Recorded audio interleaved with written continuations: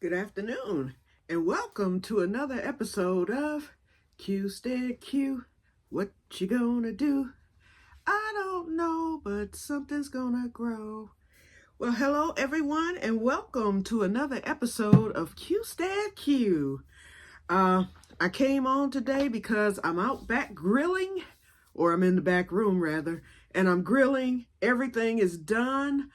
All I'm waiting on is my beloved, blessed veggie pack. Y'all, today I threw down. Y'all know I just like to throw stuff in. I just make a hodgepodge. Okay, so today I always use rice cauliflower because I love that grilled, in the veggie pack. So that's usually my base. And so I did an inventory on yesterday in the freezer, and I had like 3 bags of green beans, fresh garden green beans. I was like, it's time to start eating on these because we're almost at gardening season. So I said, let me put some green beans in there. I put the yellow wax as well as the bush beans and the pole beans because they were all mixed together in one of the bags. The other 2 have just green beans. Okay, I threw some okra in there, onion, garlic, yeah, of course. You could never have too much of that. I put peppers in there. And then yesterday, I almost cried, y'all. I went to the store. Finally, we're back in the season for the sweet peppers. I found some sweet banana peppers. I stopped at this one grocery store because I needed to get something to drink. And so I had to pass by the peppers because going in, they have everything blocked off to prevent theft and all that. So you can't just cut through and get to the area where you want to be. And so the drinks that I wanted was way on one side of the store and you can't get through. So you have to walk all the way around. And so there are shortcuts in between, but in the meantime, you have to pass the fruits and vegetables to get to the shortcut. So that's what I did, and I passed the peppers, y'all. And I saw sweet banana there, and I was like, they might be fooling me because sometimes you see banana pepper or sweet banana, and then you get home and it's a hot pepper. Well, I said just to be on the safe side, I'll only get like 4 of them because I think they were like $1.99 a pound. So I just got 4 decent sized ones. They weren't small and they weren't huge either.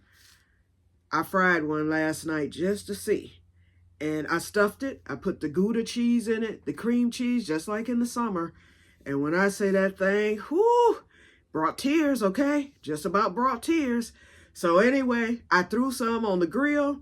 Now I put those by themselves, but my red peppers, my Cubanelles, are the ones that I had frozen. So I put some of those in the veggie pack.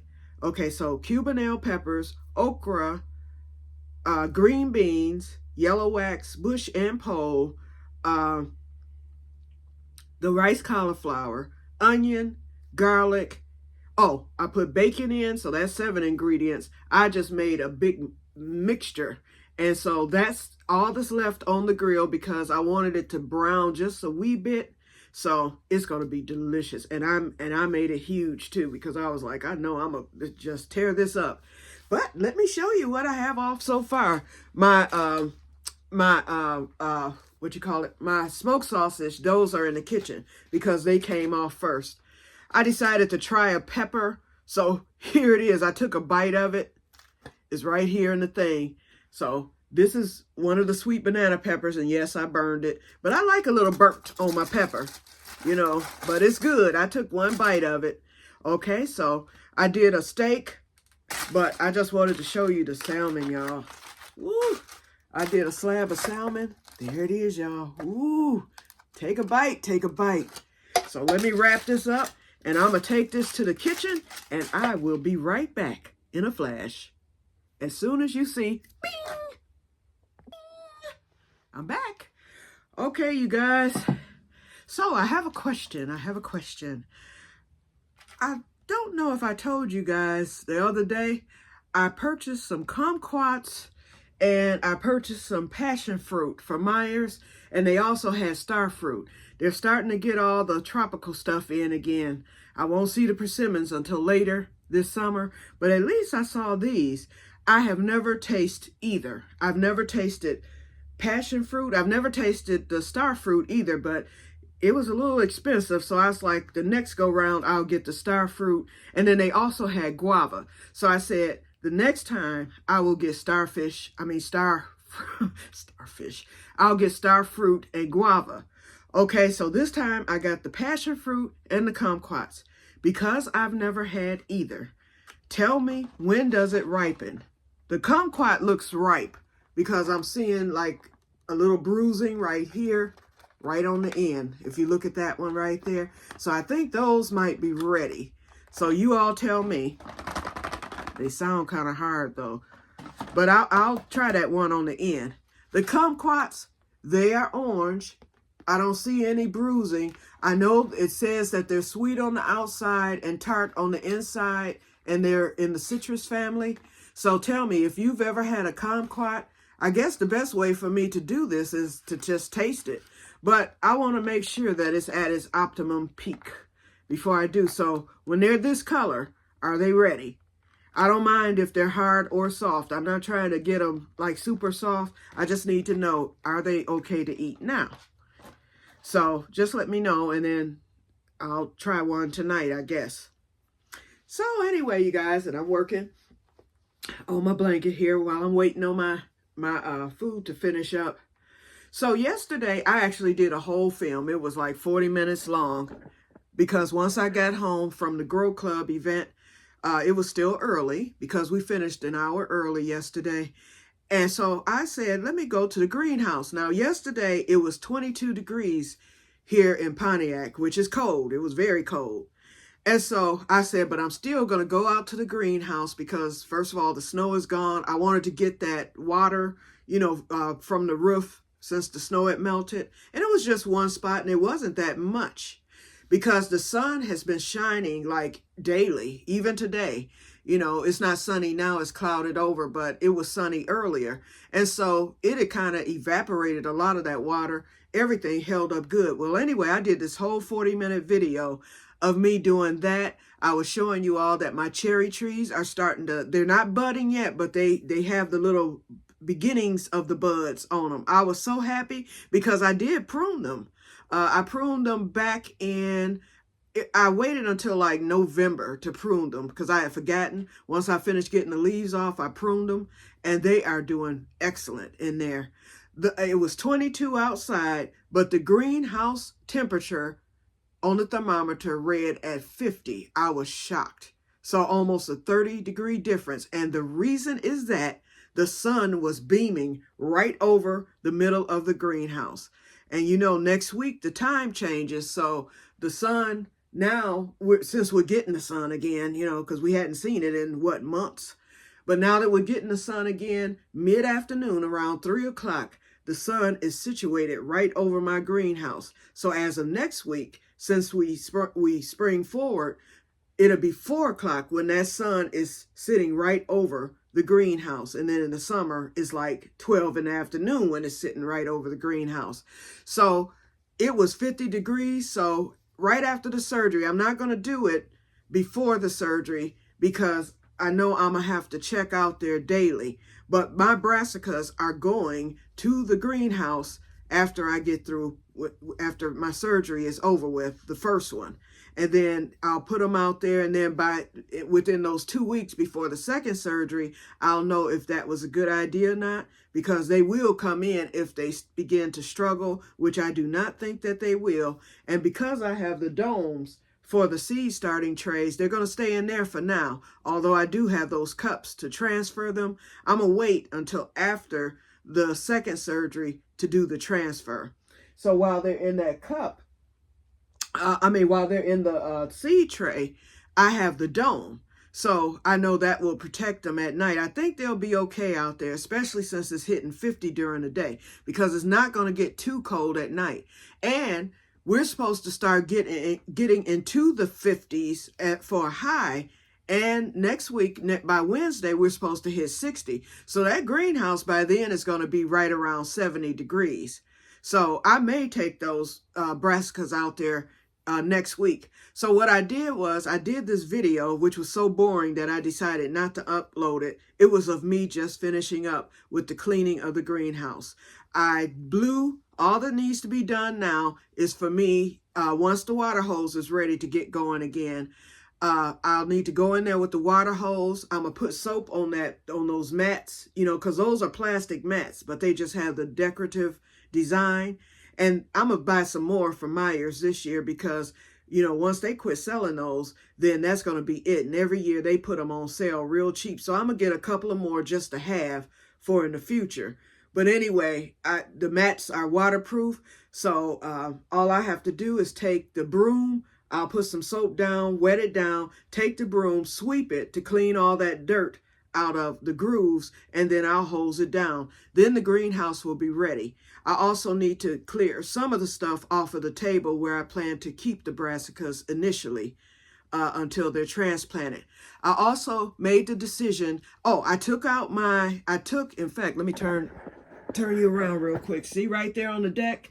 I took out all of my deck garden containers, including the one that had gotten infested with fungus gnats with the soil in it. It wasn't heavy at all because the soil was bone dry, and so it was actually very, very light. I just carried it right out. I set them all on the deck for now, but those I decided will go into the greenhouse. I will use that for like green beans and my plants that can be planted close together that will produce. Green beans don't mind being crowded in. And then what else? I can't think of what else I'm going to put in those, but I have the 3. And then, one will have like the French tarragon because I want to do a lot of that this year. A lot of it. And Renee and Diana, let me know when French tarragon season comes, the mojito mint, those are the first set of herbs that come. And now that I know that they'll be there at Pelly's, I'll be there early to snag some. So let me know. Keep me updated with that if you want that, because you can get the live plant and it will turn into a bush and you will thank me later because you will love both of those. Okay, so anyway, so I think I'm going to put the deck gardens in the greenhouse. And then that way I don't have to buy any more tubs because I had that real long brown one that I'm going to get in there. I have 2 in there. One has the strawberries, which have waken up. I looked under the hay and the strawberries, they're no longer brown and dead looking. They are just as green. So I think next week I'm going to remove the hay and just let them come on back to life. Okay. So the strawberries are in the one tub. Then I have another tub in there that's empty and I've already filled it up with soil from the crates. I have 8 crates left in there that are full of soil. So one of those one of those deck garden things is already full. All I have to do is fill the other 2. So I'll get those filled up with the dry soil because I know they won't be heavy, stack the crates, and then put the deck tables on top of them. I won't need to buy any more, I don't think, any more containers for that garden. And everything is going to be like a table, so I'll be able to stand. I won't have to bend, and I can really maneuver in that greenhouse better once I get the setup complete. And so the garden tables out here, one is out of commission. I am going to buy some wood because the wood has deteriorated. So I'm going to fix that, but I'm not going to fill it with soil. What I'm going to do is use it for some of my, I'm going to have some things in those containers that I already have in there, those grow bags. So like tomatoes and stuff, I'm going to put in that one table once I repair it. And then the other 2 tables, one has the potatoes, the Irish way potatoes, and the other one has onions in there. Well, remember we did the onion thing with Diana. So that's what's in those. So those don't have to be touched. All I need to do is just put some tulle over both of those tables. Okay, and then as far as the deck, yes, I will have the deck garden still. Actually, the peppers will be in the greenhouse because they don't need pollinating. My pollinator plants will be on the deck. And I have those containers there for that. So I just need to I'll get some black cow and some soil to get those filled up. And if there's any left over in the greenhouse, I'll bring them, to get those containers filled. There's 4 of them out there. And that will hold my some of my herbs and also the plants that need pollinating, such as cucumber, squash, that type of thing. And they should thrive right there on the deck. And hopefully the squirrels won't get them, although I'll have crates out there to have them high up, and I'll be able to keep a good eye on them too. So I know the groundhog won't be able to get to them, but the squirrels can. So the tool will be on deck as well. And then for the greenhouse, I'll have more collard greens in there. And anything that doesn't need pollinating will be in the greenhouse. So I'm going to get something this year. Then you know that one garden is done because I planted those onion sets out there. And then, of course, we have the African keyhole garden. So only thing I need to order now are some Jerusalem artichokes.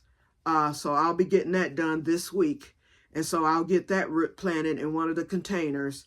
And basically, that's it. Oh, and the popcorn. But you know what? I might go on and skip that popcorn for this year because I think I have enough now. But I'm excited. All my plants over here, everything has come up. And yes, I have more seed alerts. I've had 2 more of the strawberry ground cherries to come up. So we have 5 now. So that gives Sherry 2 and me 3, or either I might donate 1. Because Emily, they were so excited when I told them. I said, because we had ground cherries there. You saw that in the film, the Goldie. I was like, Emily, I said, I found a variety that I've never heard of. I said, and it's a perennial. I said, it's called the Chinese strawberry ground cherry. And I said, it's red. It's a perennial. And they are ground cherries. They're just red in color. And from the description, they taste very good. And so I told her that I had a few to come up. She hurried up. Emily got right on the phone to order some, so because she loves ground cherries. In fact, Emily's the one who introduced me to ground cherries, and then I introduced Sherry, and boy, it's been a staple ever since. So she's just as crazy about them as we are. So when I told her about that, she had never heard of that variety. I told her I hadn't either, and I told her about the pineapple too. She says she's heard of pineapple ground cherries, but she's always dealt with like the Aunt Molly and the Goldies. I was like, try the pineapple also. I was like, you may as well add more to your repertoire. And she said that she would, but she was very happy about the cold tolerant perennial ground cherries. So Sherry's going to plant hers in ground. I'm going to put mine in containers. I might put one in ground, especially if I take one of them, or if more come up, then I might test it and put one in ground. But I'm thinking, because I have room up front to do that, and the squirrels will just do them in. But for the most part, I will just have them in the greenhouse, and we'll see what happens from there. Okay, another thing too, I want to get my strawberries fertilized early this year. And I hope I'm not being too early with that. Or the grapevines, that new one Sherry bought me last year. My old ones are pretty much given up on those, but at least that new one, I'm hoping it will produce this year. It has grown some, so I want to get some fertilizer to those early just to get them going, especially the strawberries. This is my 3rd year having the white pine strawberries. The first year was establishing because I bought one plant from Starks, and that thing cost me over $20 for that one little strawberry plant. I was so hurt. I thought I had wasted my money. But that thing produced so many runners that first year, I had a patch. So I got all those runners rooted, and I got them planted. And then what happened was the greenhouse collapse, killed all but one. And then I had a one that I ordered of the Charlotte variety. So it left me with one Charlotte variety of the strawberries and one of the white pines. And so it took another year to get them established. Last year they did, well, actually last year was the year I was reestablishing them. So it was like going back to square one. Well, they did well. You all see all the runners, it's filled the crate and whatnot. So hopefully this year I will get some strawberries, and they're ever bearing. So I was hoping to get some last summer, but it just wasn't enough for me to get any. So hopefully this will be the year, but I have the right fertilizer. And so if there's anything else that would help, because I have the berry tone, and then, bone meal, blood meal, I would assume for the fruiting, I would need the bone meal. For the leaf, if I want thicker leaves, I would need the blood meal. So I might leave the blood meal out for the time being. I don't know. Tell me, what should I do for the strawberries, please, because I want them this year. Okay, and my saffron is doing very well in the garden. It has come back to life, nice and green and everything. The greens are doing good. I did pull the remainder of the greens off, but the green plant is still alive. So it will remain, and I will let it take off again. And it should start real soon. That's why I went on and took the leaves off, because they were like baby leaves, and they were kind of wilted because I hadn't watered it. And so that I could have watered it, and they probably would have come to life. But I took them off so that stem could just have a fresh start and just start all over. Plus, I'm planting some flash collards that I'm going to be sowing real soon. And so I am excited, you guys. I'm just about there. I'm not overwhelmed. I won't be starting too many more seeds. And that took the stress away, because we're starting so many on the 14th of April with the Grow Club. And Emily told me everything that we're planting, a lot of that stuff, I'll be getting the free plants because I'm volunteering. So, and I'm in B school. I joined B school, y'all. So my shirt was ordered. So I'm going to be harvesting honey, hopefully this year. So I'll get my own bee box, and, and then in the school, they teach you how to do it. I'll get my little bee suit and the hat and all that stuff. I have to sign a waiver, because in case they have EpiPens on deck and stuff. I'm not allergic to bees, but you never know. A swarm might get you or whatever. Oh, it's going to be scary for me, but that honey wins out. I want my own fresh honey. Although the bee man is fairly cheap, and he's worth it. His honey is very good, and I'll still patronize him because I want some of that buckwheat honey, and he won't have it again until June. So I'll be going to get some buckwheat honey because I want to taste it, because he said people either love it or they hate it. So I'll try it once. I'll get a little pint of it, a half pint, and then if I like it, then I'll go back and load up on it throughout the summer. So I'll continue to get the buckwheat honey if I like it. But as far as the other stuff, I'll have my own. And then it depends on what pollinates his, because he has some pollinated, through the buckwheat. He has some, he lists the flowers and the different things that is, and it gives it a different taste. Sweeter, or it might be, not as sweet. He told me the buckwheat honey isn't as sweet, but it's still sweet. Okay, so anyway, I think I'm all set for the garden. I'm happy. I'm satisfied. I'm ready. But the surgery is going to put me behind the 8 ball, because even after the surgery, I want to at least take at least 6 months to let those new cataracts settle in. I don't want to get any dirt near my eyes. I don't want to have any mishaps to where my eyes get irritated by anything. So I'm going to be very, very careful. You'll see me in sunglasses anyway, because I'm asymmetrical. So although I'll be out of glasses, you'll see me in sunglasses pretty much all the time. And then on camera, you'll probably see me in the readers, because the doctor said I'm not going to be able to see up close unless I have those on. So therefore, it's going to be a change. It's going to be a change. So get ready for that. What else? But, I want to protect my eyes. That's the main thing. My eyes must be protected. So I'm going to do things a little differently. So that's why I want to get the soil business taken care of, get it amended. I can amend all that soil, and it'll be ready for planting. I might put a little more fertilizer in once I transplant, but at least I'll know the soil is pre-amended and it's some good soil. Oh, and Myers had the black cow, but it was still wrapped up on the pallet. So until they unwrap it, it won't be ready for sale. I'll keep checking their website. And once they get the outside part of the garden center set up, which should be in April, then I'll get there. Now that I know that there's a Walmart 9 minutes from me in White Lake, when I went to that Joanne liquidation thing, I found out there's a Walmart in that same plaza, which is 9 minutes from me. The other Walmart is about 25 minutes. So you know which one I'll be going to now. I'm going there. I'm going to get some items from there this week. And then I'm going to the DT store to get my tags. So that's it. So I'm about ready. All that's needed now is the cleanup, and I have help coming for that. So once my B shirt gets here, I'll let you all see it, and you'll see that I'm in B school, okay? So I'm happy. I'm satisfied. So, okay, you guys, so we're at 24 minutes, so I think I'll end it here. I need to upload, I filmed yesterday the story of my near-death experience for my Fiber channel. The members want to hear the story. The subscribers, they want to hear Q stories, okay? Hey. So, I'm an open book anyway, so, hey, I shared the story of when I had my surgery and a near-death experience, and it's the opportunity to help someone. So, when I share stories, I'm being very careful as to what stories I will share. Everything's, y'all know, everything's not going to be shared because everything isn't meant to be shared.